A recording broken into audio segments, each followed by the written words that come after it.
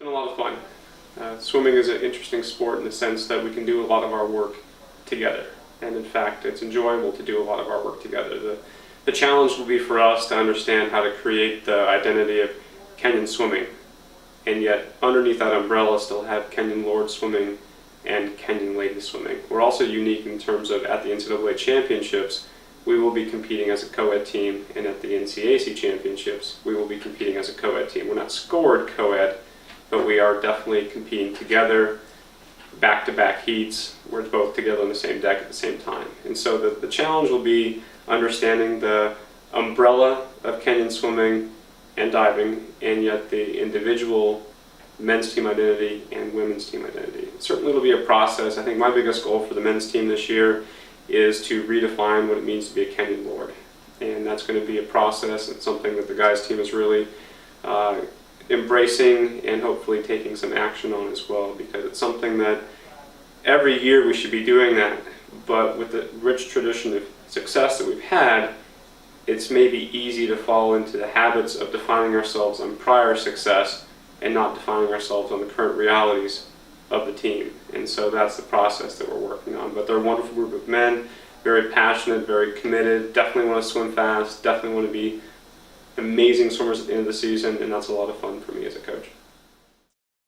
I think that's one thing we try to structure the season around, is at Kenyon we don't elect captains at the beginning of the season, we elect them at the end of the season, sort of in honor for those who have played the role throughout the course of the season. The expectation is that everyone plays a role, and that's something that a good senior class will do, and this one is certainly taking steps in that direction as well, as there's leadership opportunities everywhere. There's leadership opportunities in the weight room, in the pool, doing dryland work, up on the hill, academically, and everyone should be playing a role. It's not just who swims the fastest in meets, it's who's really doing what's necessary to build this team into the team that we want to be. And so everyone is playing a role, and certainly some of those roles are seen in meets on the pool deck, but other of those roles are not seen as clearly because they happen in the locker room and in the weight room. That's something we talked about in our initial meeting, the idea that last year we defined ourselves largely on that sprint group, and that sprint group really performed tremendously. But this year we need to define ourselves more globally and inclusively than just that. Is that still a strong group for us? Absolutely. And we have some new swimmers that can play a major role on those sprint relays as well, but we shouldn't be defined by those. We need to be defined across the board. To be a championship team, we can't be one-dimensional. We have to be multi-dimensional. They should still be good relays for us.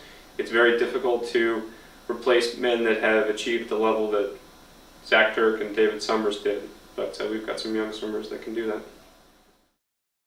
I don't think there's any doubt about it, and I think the team is aware of it, and I'm sure others are too, but we are very, very weak and inexperienced in breaststroke. We've graduated very strong breaststrokers the last 3 years, and we have some young swimmers that have improved dramatically, but still there's a big difference between where we were and where we are. And so that's a wide open opportunity on this team. I'm not sure who's going to fill that role on relays, who will fill that role in dual meets and championship meets, so breaststrokes are definitely an area of opportunity this year. In our recruiting process, we focus a lot on the fit, and we spend a little bit less time thinking about the particular events and even the speed of the individuals. And we believe that if we find people that really belong at Kenyon, that are passionate about the sport, that love Kenyon College and believe in the power of team, then we will have the right people. And so we'll see a little bit of shifting over time in terms of different events, different specialties, but this group of men really they belong at Kenyon. I think they're going to be a fantastic class. I really do. And there are a couple in there that could be very, very fast as well, but I feel like this group of men is really plugging into Kenyon at the level they need to. We have a large list of goals that the men's team discussed at the very beginning of the season, goals that range across the entire experience at Kenyon, from team building goals to performance goals to academic goals. There are goals that cover every aspect of ourselves, and there should be. And some of those things are performance related. They're being competitive, they're challenging for titles, whether it's at the conference level or the NCAA level, but they're also more than that. It's about the type of people we want to be, again defining what it means to be a Kenyon Lord, competing with honesty and integrity. It's stuff that really, it's the total experience, and I think that's what's really made Kenyon successful over time, is it's not defined by championships, it's not defined by particular performances, it's defined by the journey.